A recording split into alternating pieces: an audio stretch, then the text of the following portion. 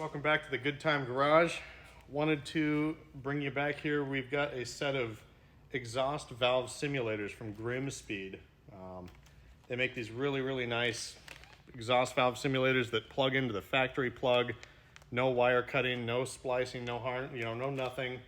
You can plug them in, unplug those stupid exhaust valves off this car, and that way every time you go to start this car, there was this annoying, you start it up, the valves are open, it closes the valves, and then leaves the valves closed until you can toggle the switch on the dash to open back up the valves. And so you have this weird on, off, on exhaust note when you start the car, and it's just something that's always annoyed me, that they could never just, if you had the exhaust valves open when you shut the car off, it wouldn't just leave the exhaust valves open when you started. It always defaults back to closed valve.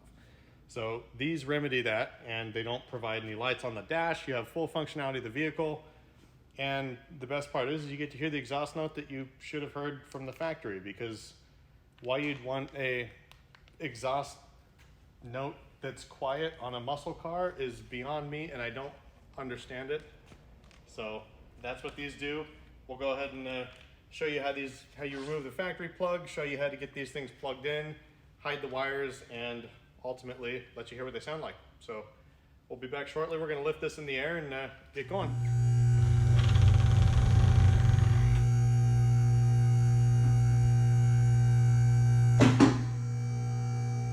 All right, so if you look up in here, you can see it's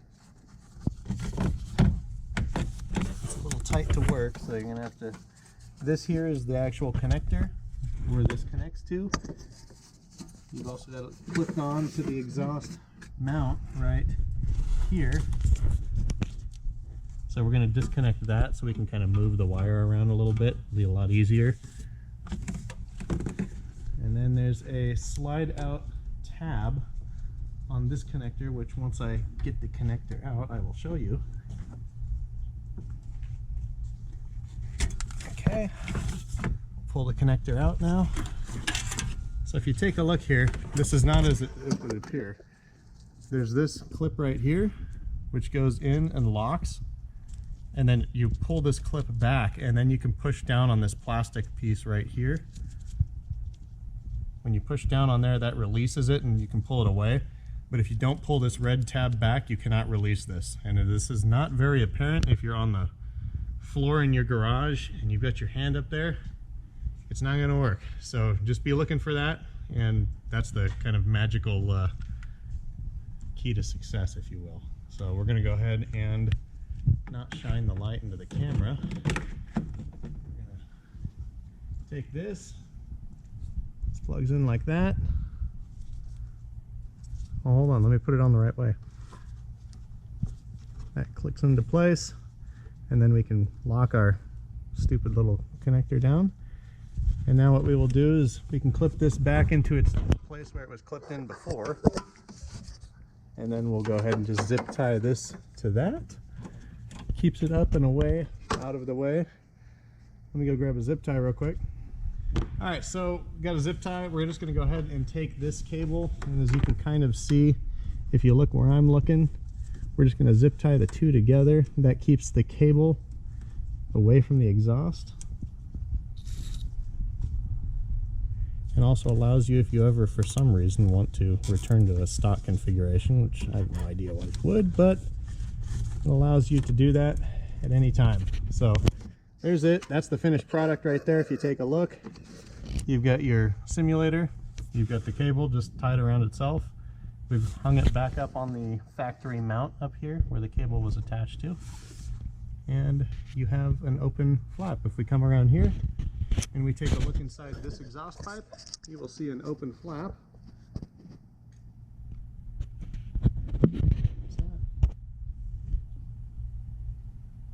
It's like a butthole exam in there. All right, we're gonna go ahead and do the passenger side of the car now.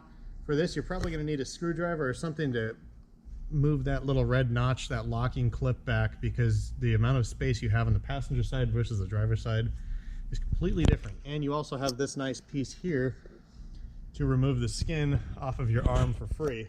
So there's that you want to watch out for when you're putting your arm up there, because that it's nice and unfinished, typical, you know, plastic. So we're going to go ahead and put our arm up here. We're going to maneuver the tip of the screwdriver onto and kind of feel where the little plastic clip is that we saw on the other side, and use the screwdriver, position it facing the rear of the car, and push forward and unclip it.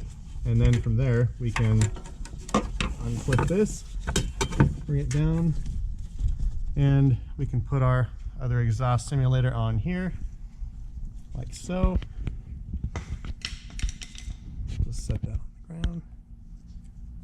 Goes on like that. Clips in. Fasten back in our safety clip. And we'll put this back on its exhaust hanger so it doesn't get upset. And zip tie that cable around like so, and we'll be good to go.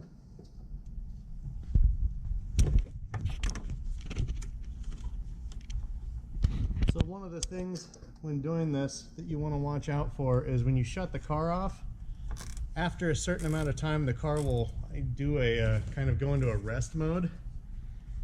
When it goes into a rest mode, it will finally open up the exhaust valves to where they should be open to, you know, to almost a full open. So you want to sit and wait. It's probably a good 15 minutes, maybe 20 minutes from when you shut the car off to where it finally goes into a whatever sort of a rest mode the computer puts itself in.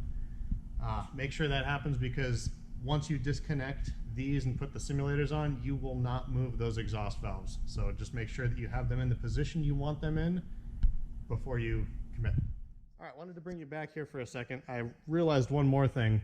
While you have your car in the air or jacked up or jack stands or whatever you've got, now is a very, very good time to replace Ford's lovely incandescent rear reverse bulb with a proper LED reverse bulb. And it's a very easy process. Since you've already got the car in the air, you've got screw here, here, here, here. These are 7mm screws. And I believe you've got a 12 right here. You've got two 12s you've got to take off. You got two plastic clips that hold this tray up. Once you remove those, this tray will hang down. You can get your hand up, replace that with a proper LED bulb. The ones that I've found that work the best are these Sylvania 3157. When you order it, make sure you order it in a clear, because these do come colored as well. You can get them in orange or amber, and you can get them in red as well. So just make sure you pay attention to what color the actual bulb is when you order it. But you can get these readily on Amazon, anywhere like that, and it is night and day better than the incandescent bulb that comes in the car. So lower it down and let you hear it. All right, we'll go ahead and fire it up, see what it sounds like.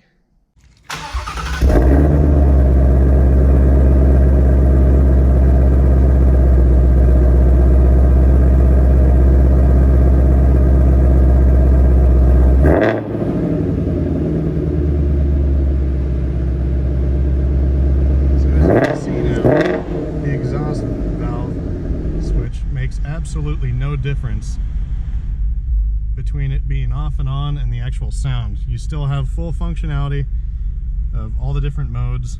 That's very important, because normally if you just disconnect these connectors, you lose all functionality of the different driving modes, and so that's a hard pass.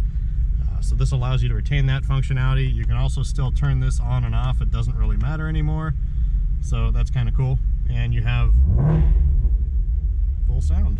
So in a nutshell, it's a pretty solid mod for about $60–70.